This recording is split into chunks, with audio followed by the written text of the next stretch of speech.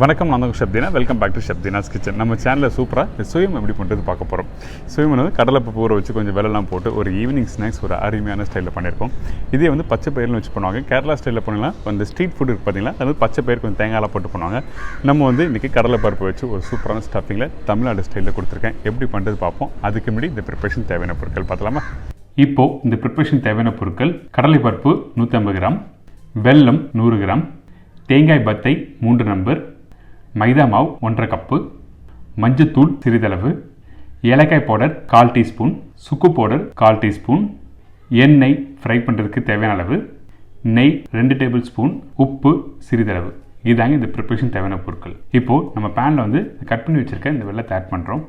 இந்த வெள்ளம் ஆட் பண்ண பிறகு நீங்கள் வந்து கொஞ்சமாக தண்ணி ஆட் பண்ணணும். அதாவது வீட்டில் சின்ன டம்ளர் இருந்ததுன்னா அதில் 1/4 கம்மியாக தண்ணி ஆட் பண்ணுங்கள். தண்ணி அதிகமாக வேண்டாம்.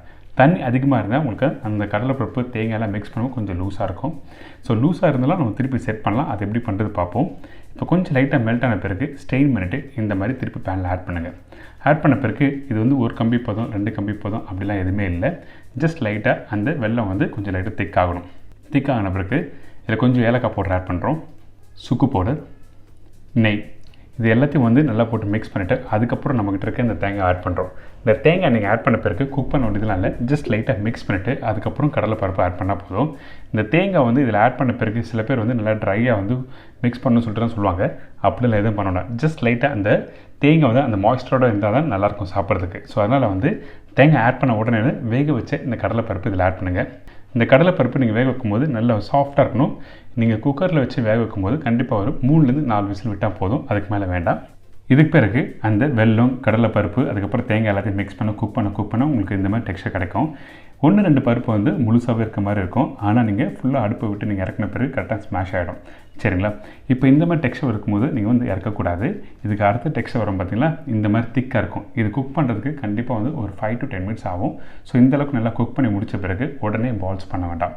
சூடு ஆறட்டும். சூடு ஆறின பிறகு நீங்கள் வீட்டில் இருக்க ஃப்ரிட்ஜில் கரெக்டாக ஒரு 20 மினிட்ஸ் வச்சு எடுத்திங்கன்னா உங்களுக்கு டைட் ஆகும். அதுக்கு பிறகு வந்து பால்ஸ் பிடிச்சி டிப் பண்ணி ஃப்ரை பண்ணால் ரெடி. இப்போது டிப் பண்ணி ஃப்ரை பண்ணுறதுக்கு பேட்டர் வந்து ரெடி பண்ண போகிறோம். இப்போ நம்ம இந்த பவுலில் வந்து மைதா மாவு ஆட் பண்ணுறோம். இந்த மைதா மாவு, அதுக்கப்புறம் வந்து சுக்கு பவுடர், ஏலக்காய் பவுடர், மஞ்சத்தூள், உப்பு, நெய், அதுக்கப்புறம் தண்ணி ஆட் பண்ணி எல்லாத்தையும் நல்லா மிக்ஸ் பண்ணிவிட்டு அதுக்கப்புறம் பேட்டர் வந்து எப்படி கரைக்கணுங்கன்னா, வீட்டில் நீங்கள் ஆல்ரெடி வந்து பஜ்ஜி மாவு கரைச்சிருப்பீங்க, அப்படிலாம் உருளைக்கிழங்கு போண்டாக்கு வந்து மாவு கரைச்சிருப்பீங்களா, அந்த டெக்ஸ்சரில் நீங்கள் கரைக்கணும். அதோட கொஞ்சம் லைட்டாக லூஸாக இருக்கணும். அதே டெக்ஸ்சர் வேண்டாம், அதோட கொஞ்சம் லைட்டாக லூஸாக இருக்கணும். அதே டைமில் ரொம்ப தின்னாக இருந்தால் அந்த வெல்லம், அந்த தேங்காய்லாம் பண்ணணும் பார்த்தீங்களா, பருப்புலாம் இதில் டிப் பண்ணி எடுத்து ஃப்ரை பண்ணும்போது அந்த லேயர் வந்து தின்னாக இருக்கும்போது உங்களுக்கு நல்லா கொஞ்சம் சாஃப்ட்னஸ் ரொம்ப அதிகமாகிடும். அதே டைமில் சாப்பிட முடியாது.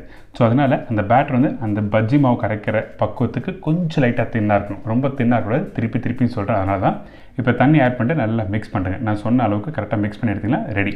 இந்த விஸ்கில் நல்லா பீட் பண்ணுறேங்க. வீட்டில் பண்ண பிறகு நான் உங்களுக்கு காமிக்கிறேன். நல்லா விஸ்கில் பீட் பண்ணி முடித்த பிறகு இங்கே பாருங்கள், பேட்டர் எடுத்து ஸ்பூனில் காட்டுறதுல இந்த அளவு திக்காக இருக்கணும். உங்களுக்கு தெளிவாக சொல்லியிருக்கேன். வீட்டில் அந்த பஜ்ஜி மாவு இல்லை போண்டா மாவு கரைக்கிற அளவோட கொஞ்சம் லைட்டாக தின்னாக இருக்குன்னு சொல்லியிருக்கேன். இப்போ அந்த பேட்டர் ரெடி ஆகிடுச்சு. இதுக்கு பிறகு வந்து நம்ம ரெடி பண்ணி வச்சுருக்க அந்த வெல்லம், பருப்பு, தேங்காய் பார்த்தீங்களா, கரெக்டாக ஃப்ரிட்ஜில் வச்சு எடுத்தேன். கரெக்டாக நல்லா திக்காக வந்திருக்கு. ஸோ இந்த அளவுக்கு இப்படி நல்லா உங்களுக்கு டெக்ஸ்சர் வந்திருக்கணும். அப்போ தான் டிப் பண்ணி ஃப்ரை பண்ணும்போது உங்களுக்கு வந்து மேல் லேயர் வந்து கொஞ்சம் லைட்டாக கிறிஸ்பி ஆகும்.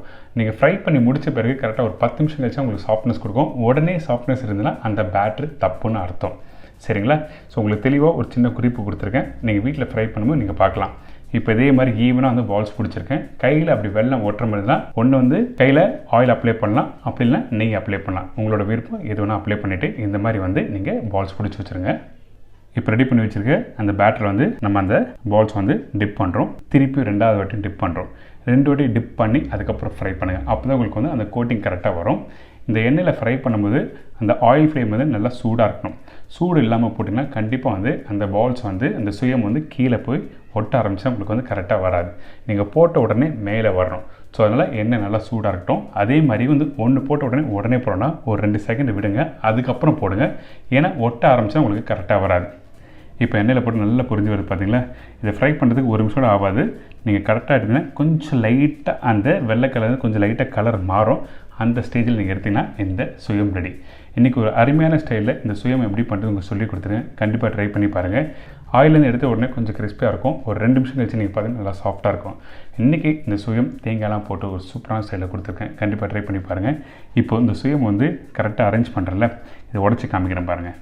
இந்த சுயம் உடைச்சா அந்த மேல் லேயர் லைட்டாக அந்த கொஞ்சம் கிறிஸ்பாக இருக்கும். அதுக்கப்புறம் உள்ளே வந்து அந்த தேங்காய் அந்த பருப்பெல்லாம் நல்லா ஸ்மாஷ் ஆகி சூப்பராக வந்திருக்கு. இன்றைக்கி இந்த சுயம் எப்படி பண்ணுறது சொல்லியிருக்கேன். கண்டிப்பாக ட்ரை பண்ணுங்கள். என்னங்க எல்லாருக்கும் இப்போ சுயம் எப்படி பண்ணுறது எல்லாருக்கும் தெரிஞ்சிருக்கும். கண்டிப்பாக ட்ரை பண்ணுங்கள். மறக்காமல் ஃபீட்பேக் கொடுங்க. இதே மாதிரி நாளைக்கு இன்னொரு சூப்பர் டிஷ் சந்திக்கிறேன். நன்றி, வணக்கம்.